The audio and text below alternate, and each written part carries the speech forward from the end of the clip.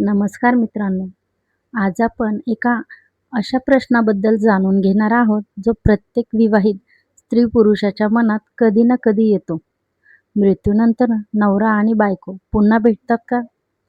ज्यांच्यावर आपण जीवापाड प्रेम करतो, त्यांच्यासोबत आयुष्यभर सुख-दुःख वाटून घेतो. त्या व्यक्तीशी मृत्यूनंतरचे नाते कायम राहते का? अनेक लोकांना वाटते की मृत्यू म्हणजे सर्व काही संपणे. पण सनातन धर्मात असे मानले जाते की मृत्यू हा शेवट नसून एका नवीन प्रवासाची सुरुवात आहे. शरीर नष्ट होते, पण आत्मा कधीच नष्ट होत नाही. म्हणूनच हा प्रश्न अधिक गूढ आणि आश्चर्यकारक बनतो. धर्मग्रंथामध्ये, पुराणामध्ये आणि भगवान श्रीकृष्णांनी भगवद्गीतेत सांगितलेल्या तत्वज्ञानानुसार आत्मा अमर आहे. तो फक्त एक शरीर सोडून दुसरे शरीर धारण करतो. जसे माणूस जुने कपडे टाकून नवीन कपडे परिधान करतो, तसे आत्मा एक शरीर सोडून दुसऱ्या शरीरात प्रवेश करतो. पण इथे एक मोठा प्रश्न निर्माण होतो. जर आत्मा पुन्हा जन्म घेत असेल, तर नवरा आणि बायकोचे नाते पुढच्या जन्मातही कायम राहते का? तर धर्मशास्त्रानुसार विवाह हा केवळ एका जन्माचा संबंध नाही. विवाह हा दोन आत्म्याचा एक पवित्र बंध मानला जातो. म्हणूनच विवाहाच्या वेळी 7 फेरे घेतले जातात आणि 7 जन्माची साथ देण्याचे वचन दिले जाते. मात्र येथे एक गूढ सत्य आहे. प्रत्येक नवरा-बायकोला पुढच्या जन्मात पुन्हा पती-पत्नी म्हणून जन्म मिळेलच असे नाही. कारण प्रत्येक जीवाचे कर्म वेगळे असते. प्रत्येक आत्म्याचा प्रवास वेगळा असतो. गरुड पुराणात असे सांगितले आहे की मृत्यूनंतर आत्मा आपल्या कर्मानुसार विविध लोकांमध्ये जातो. काही आत्मे पितृलोकात जातात, काही स्वर्गात, तर काहींना त्वरित पुनर्जन्म मिळतो. जर नवरा आणि बायको या दोघांचे कर्म, पुण्य आणि आध्यात्मिक प्रवास एकसारखा असेल, तर त्यांची पुन्हा भेट होण्याची शक्यता असते. पण जर कर्मामध्ये मोठा फरक असेल, तर त्यांचा मार्ग वेगळे होऊ शकतात. यामुळे अनेकांना आश्चर्य वाटते, कारण आपण आयुष्यभर ज्याच्यावर प्रेम केले, त्याच व्यक्तीपासून मृत्यूनंतर वेगळे होऊ शकतो का?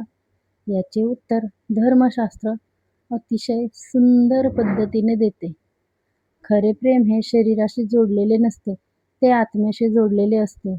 म्हणूनच काही आत्मे वारंवार एकमेकांच्या आयुष्यात येतात. कधी पती-पत्नी म्हणून, कधी आई-मुलगा म्हणून, कधी भाऊ-बहीण म्हणून, तर कधी जिवलग मित्र म्हणून. अनेक वेळा असे का घडते, की एखादी व्यक्ती पहिल्याच भेटीत खूप जवळची वाटते, जणू काही तिच्याशी जुने नाते आहे, असं वाटते.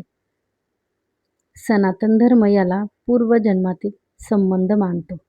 आपल्याला बघा खूप वेळेस असं होतं, की ह्याला मी कुठेतरी पाहिलंय, कुठेतरी पाहिलंय. तर आपण ह्याला कुठेही पाहिलेलं नसतं. तर हे मागच्या जन्मातील काहीतरी संबंध असतो. त्यामुळे आपल्याला असं वाटत असतं. श्रीकृष्ण सांगतात, की प्रत्येक भेटीमागे कर्माचे एक अदृश्य बंधन असते. कोणतीही व्यक्ती विनाकारण आपल्या आयुष्यात येत नाही. जर नवरा-बायकोमध्ये खरे प्रेम, त्याग, विश्वास आणि धर्माचरण असेल, तर त्या दोघांच्या आत्म्यामध्ये एक विशेष बंध निर्माण होतो. हा बंध पुढील जन्मापर्यंत टिकू शकतो. मात्र जर नात्यामध्ये फक्त स्वार्थ, लोभ, भांडणे आणि द्वेष असेल, तर मृत्यूनंतर त्या आत्म्याचे मार्ग वेगळे होऊ शकतात.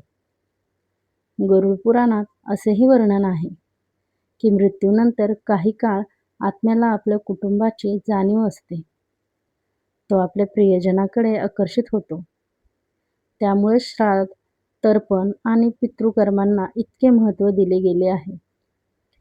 जेव्हा कुटुंबीय श्रद्धेने पितरांचे स्मरण करतात, तेव्हा त्या आत्म्यांना शांती मिळते, असे मानले जाते. आता एक अत्यंत रोचक प्रश्न, जरा लक्ष देऊ नाही का? जर नवरा आधी मरण पावला आणि पत्नी नंतर मरण पावली, तर ते एकमेकांना भेटतात का? धर्मग्रंथामध्ये याचे स्पष्ट वर्णन नाही. परंतु अनेक आध्यात्मिक परंपरांमध्ये असे मानले जाते की समान कर्मबंधन असलेल्या आत्म्यांना सूक्ष्म स्तरावर भेट होऊ शकते. मात्र ती भेट पृथ्वीवरील भेटीसारखी नसते.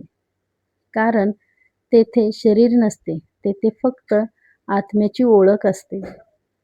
याहूनही आश्चर्यकारक गोष्ट म्हणजे काही आत्मे मोक्ष प्राप्त करतात.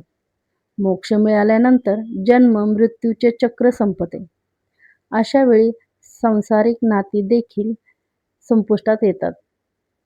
कारण मोक्षाच्या अवस्थेत आत्मा परात्म्यामध्ये विलीन होतो. श्रीकृष्ण म्हणतात की या जगातील सर्व नाती तात्पुरती आहेत. खरे आणि शाश्वत नाते फक्त परात्म्याशी आहे. याचा अर्थ नवरा बायकोचे प्रेम व्यर्थ आहे का? तर अजिबात नाही. उलट जर नवरा बायको एकमेकांना धर्म मार्गावर चालण्यास मदत करत असतील, एकमेकांचा आदर करत असतील, एकमेकांच्या सुख दुःखात सहभागी होत असतील, तर ते नाते आत्म्याच्या उन्नतीचे साधन बनते. म्हणूनच भारतीय संस्कृतीत विवाहाला केवळ सामाजिक करार मानले जात नाही. तो एक पवित्र संस्कार मानला जातो. आजच्या काळात अनेक लोक विचार करतात की प्रेम म्हणजे फक्त भावना, पण धर्म सांगतो की प्रेम म्हणजे जबाबदारी, त्याग, विश्वास आणि समर्पण. जेव्हा दोन व्यक्ती या गुणांनी एकमेकांशी जोडल्या जातात, तेव्हा त्यांचे कर्मबंधन अधिक मजबूत होते.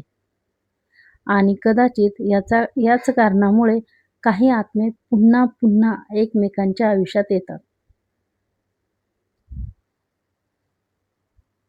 मित्रांनो, मृत्यूनंतर नवरा बायको नक्की भेटतात की नाही याचे संपूर्ण उत्तर कोणाकडेही नाही.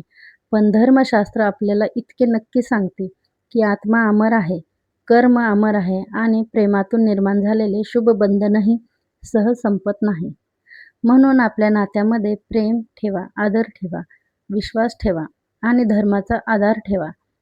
कारण कोण जाणे, आज ज्याच्यासोबत आपण जगत आहोत त्या आत्म्याशी आपले नाते अनेक जन्माचे असू शकते आणि कदाचित पुढच्या जन्मातही त्या आत्म्याची भेट आपल्याला वेगळ्या रूपात होऊ शकते. श्रीकृष्णाचा संदेश स्पष्ट आहे. नीट लक्ष देऊन ऐका. श्रीकृष्णाचा संदेश स्पष्ट आहे. शरीर नश्वर आहे, पण आत्मा अमर आहे.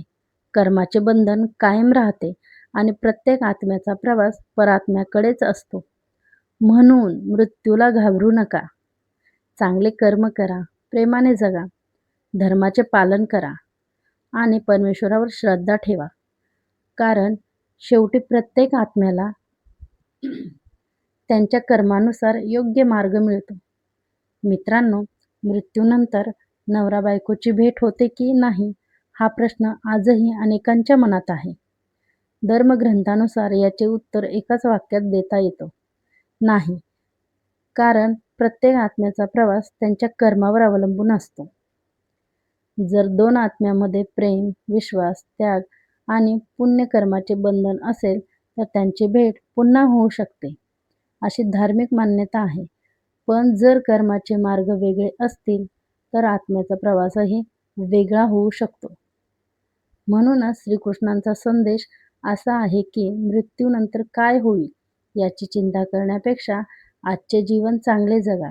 आपल्या जोडीदारावर प्रेम करा, त्याचा आदर करा, त्यांना साथ द्या आणि धर्माच्या मार्गाने चला.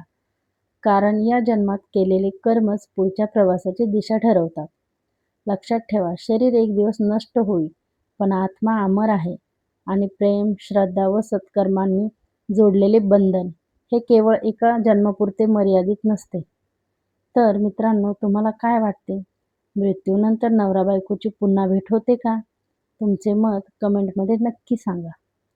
आणि व्हिडिओ आवडला असेल तर व्हिडिओला लाईक करा, शेअर करा आणि अशाच धार्मिक व आध्यात्मिक माहितीसाठी चॅनलला सबस्क्राईब करायला विसरू नका.